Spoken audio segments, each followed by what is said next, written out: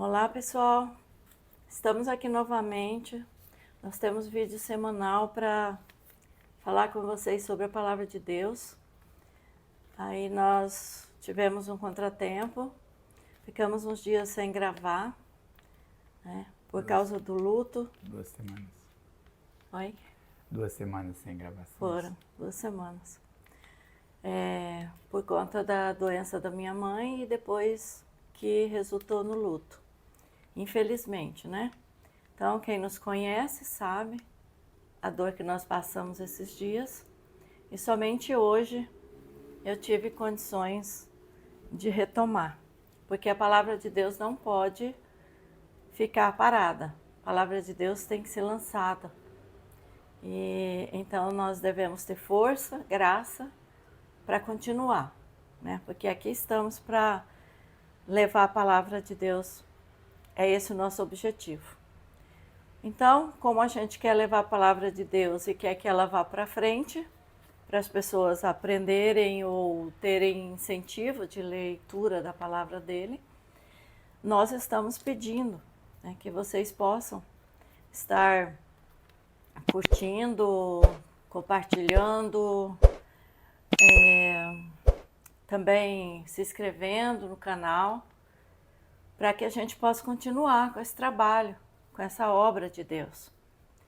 E como agora Deus tem levantado também, né, meu esposo, pela graça de Deus, estou grata também por ele estar aqui do meu lado para a gente levar essa palavra maravilhosa, né?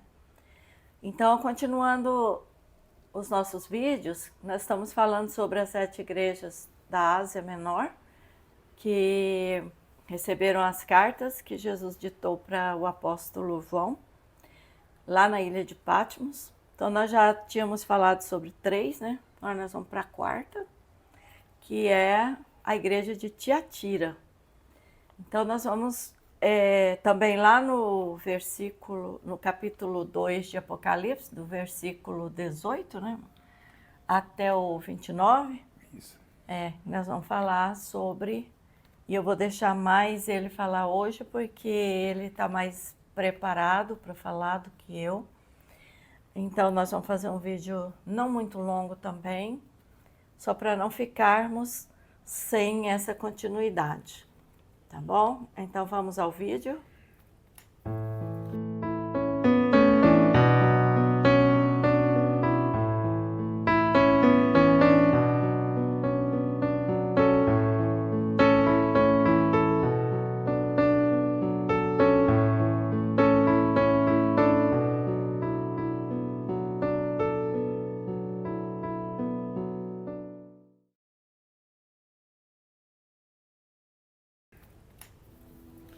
Olá pessoal, vamos dar início então ao nosso estudo sobre as igrejas, as 7 igrejas da Ásia.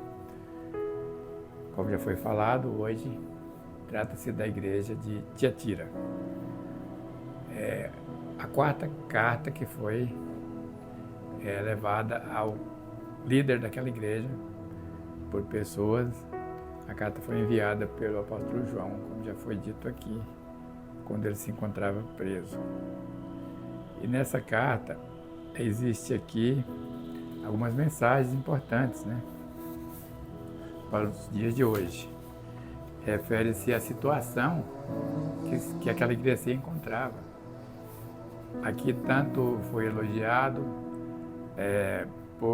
pela fé, pela perseverança, né, pelo esforço que a igreja fazia, mas também houve uma advertência muito séria para aquele líder que comandava aquela igreja. Não sabemos o nome, não é mencionado aqui na Bíblia. Entendemos que ela foi fundada pelo apóstolo Paulo. E entregue a alguma pessoa da sua confiança para administrar, para tomar conta daquele local. Nessa carta, Jesus se apresenta como o Filho de Deus, a quem tem os olhos como chama de fogo e pés como metal reluzente.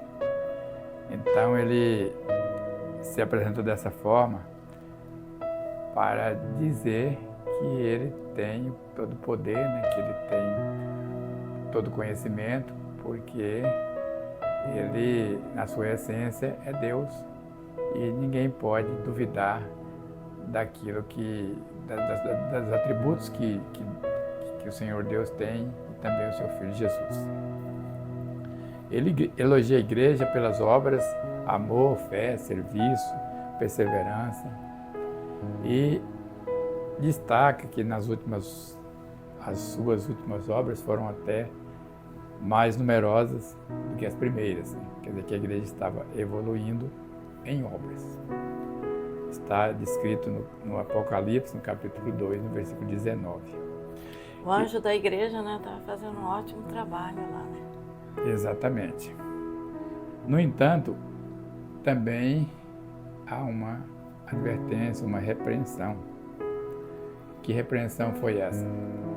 Ali nessa carta fala-se acerca de uma mulher chamada Jezabel, cujo espírito dela que influenciava pessoas, uma certa pessoa naquele lugar, para desviar as pessoas do ensino bíblico verdadeiro para outros tipos de ensino que levava à prostituição e levava a feitiçaria, idolatria, comer, né? dos sacrifícios, né? Sacrifícios.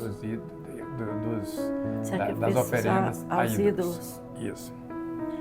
Mas existe assim a frase dizendo que a igreja tolerava, né? O líder tolerava esse tipo de comportamento naquela igreja. E isso era altamente reprovável aos olhos do Senhor. Tanto que ele disse ali na carta que deu um certo tempo para esta pessoa se arrepender, mas ela não se converteu. Daí... Isso dentro da igreja, né? Exatamente. A gente vê hoje, né? Parece várias que está pessoas falando com na religião. Os dias de hoje, né? Religiosa, ela era religiosa. Isso. Se dizia profeta, né? Correto. Mas era uma falsa profetisa, né? Pelo que podemos aprender aqui. E essa repreensão foi falada aqui no capítulo 2, no versículo 20 do livro do Apocalipse. E entendemos que Jezabel é uma figura simbólica, porque a verdadeira Jezabel, ela foi uma rainha que viveu tempos antes, também de comportamento não recomendável, e ela era esposa do rei Acabe, que foi descrito no livro, me recordo aqui o livro agora, mas um período anterior da descrição aqui dita pelo apóstolo João. E era cheia de espírito maligno, né? Correto, pelo que podemos ver aqui, né? O que então essa igreja tinha de especial? Já foi dito, né? Ela fazia boas obras, tinha muita fé, trabalhava e tudo mais, né? Trabalhava em prol das pessoas necessitadas, orientada, logicamente, pelo seu líder, né? Mas o Senhor encontrou várias coisas de errado ali, e entre elas essa prática que era presente ali no meio da igreja, na pessoa dessa mulher que tinha em sua vida o espírito de Jezabel. Agora aqui, mais adiante, qual era o pecado da igreja? Era o que acabamos de descrever, né? Ali existia dois extremos, né? Existia a parte boa, a parte ruim, e o equilíbrio é o que deve prevalecer na igreja. Você não pode pender nem para a direita, nem para a esquerda, mas agir da forma equilibrada, sempre em observação ao que diz a palavra de Deus, para não se desviar dela, nem para a direita, nem para a esquerda. não pode existir excessos nos cuidados, também não pode existir negligência em corrigir aquilo que existe de errado no meio da igreja. Além de tolerar o mal, a igreja também se mostrava orgulhosa e pretendia, não desejava mudar a sua atitude. Aí o Senhor fez aquela advertência e também disse que era o momento de ele atingir aquelas pessoas que estavam no erro com doenças e elas iriam perecer. Aí muitos vão dizer assim... não serviam verdadeiramente ao Senhor. Aí muitos vão dizer assim, né? Mas Deus não é amor? Nós estamos na dispensação da graça? Por que Jesus disse para João, né? Escrever para o anjo da igreja e avisar que se ele não desse um jeito lá naquela situação, vamos dizer assim, da igreja, que estava caótica, então ele ia agir. E ele ia agir com justiça, porque mesmo Deus que ama, ele ama porque ele é justo. Então ele não poderia deixar uma pessoa contaminar toda a casa de Deus, toda a igreja de Cristo. Então o que podemos extrair aqui desta passagem bíblica? A igreja, de um modo geral, não pode ter o seu compromisso firmado com as coisas mundanas, porque a Bíblia diz que as pessoas que aceitam o Senhor são separadas para fazer a obra que Ele designar, levar a palavra a outras pessoas que não conhecem. E para isso precisa haver uma separação, não uma separação física propriamente, mas dos comportamentos. A pessoa não pode mais conviver da forma antiga, porque isso vai entrar em choque com o que diz a palavra, né? Então essa igreja havia se deixado influenciar por esses compromissos do mundo, né? Interesses materiais, e isso acabou trazendo uma certa fragilidade espiritual para as pessoas ali. Então existe um grande perigo, né?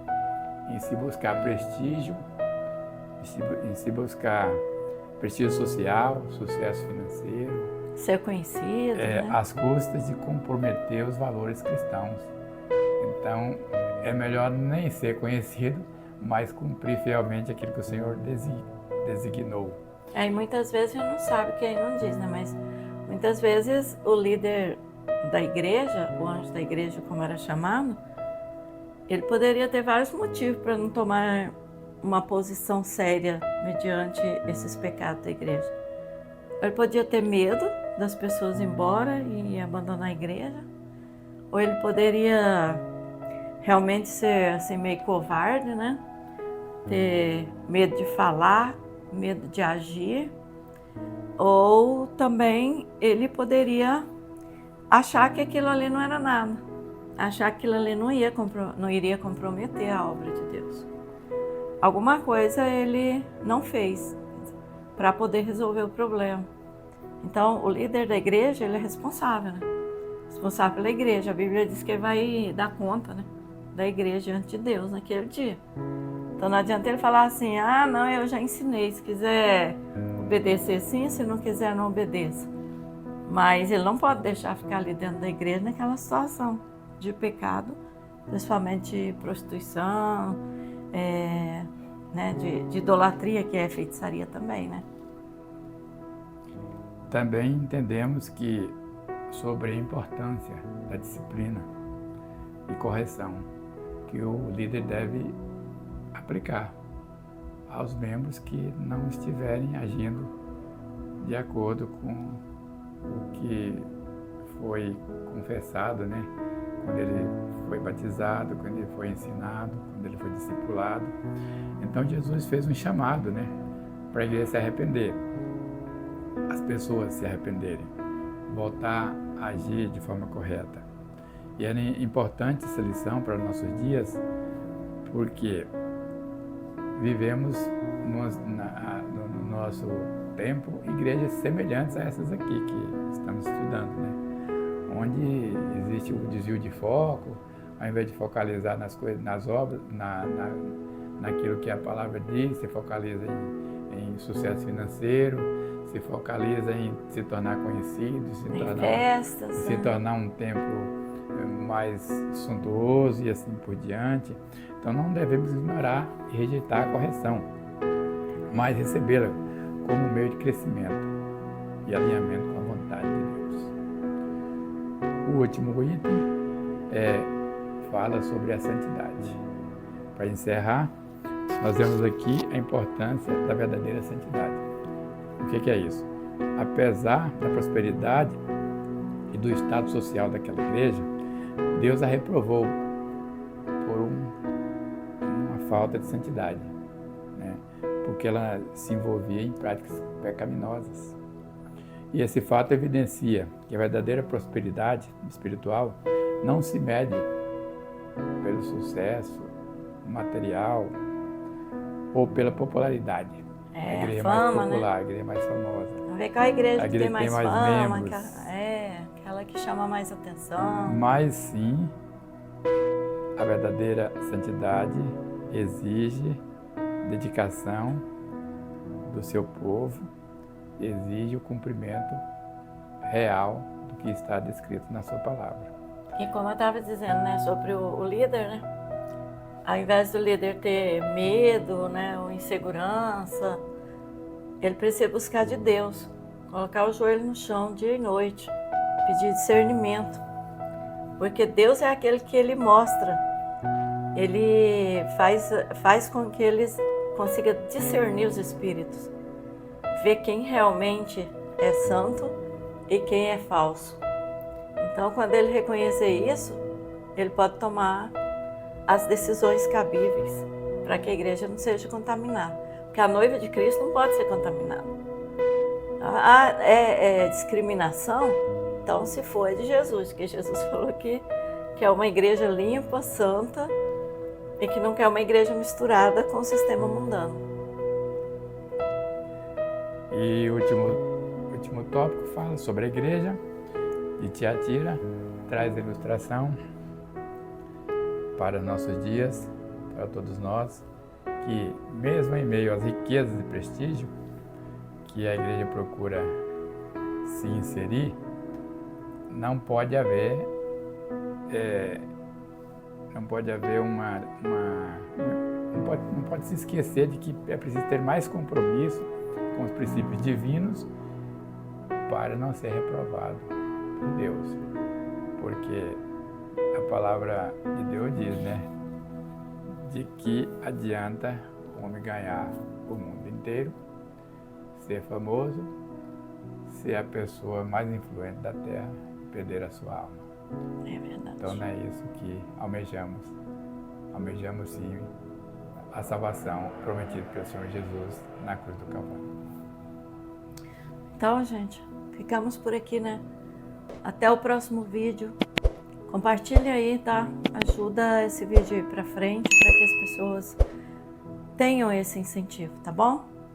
Até o próximo vídeo que nós vamos continuar. Na próxima nós vamos falar sobre a quinta igreja, que está na Ásia Menor. Ok? Fique com Deus. Deus abençoe cada um. Até lá.